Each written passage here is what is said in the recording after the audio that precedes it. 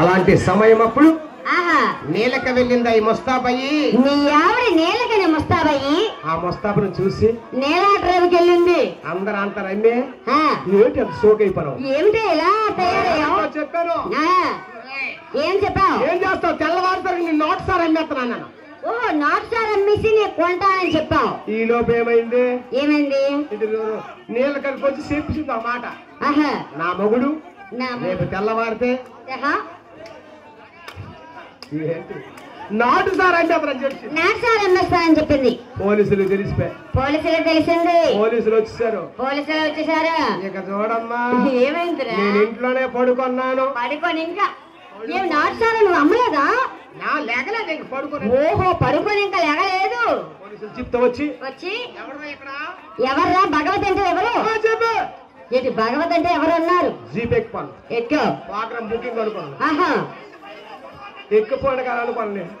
Programme booking అనుకున్నా. వచ్చిన తర్వాత జీప్ ఎక్కించి గుమ్మిగుమ్ములు ఆడిచేస్తాను. ఏది లోపల గుమ్మేస్తున్నారు. కొందాలు ఇచ్చేస్తాను.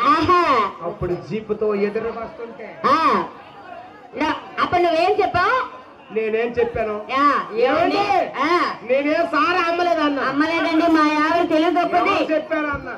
మీ ఆవిడే చెప్పిందంటే దగ్గరకు వచ్చి కారు ఎక్కించి నాయన మా ఆవిడ తెలుగు దొక్కదాయి ఊర్లో వెళ్ళాలని చెప్పాను. ఊర్లో వెళ్ళి వస్తుండగా మా ఆవిడ ఎదురు చూసి కారులో ఉన్నాడు చూసి ఇదేటి రాత్రి అన్నాడు. ఇదేటి అమ్మా జీపు కొనుక్కొని వచ్చేస్తానని చెప్పి అనుకోండి పోలీసులు తెలియక అప్పుడు ఒక పాట పాడుతుంది. ఏం పాడుతుంది? నాథా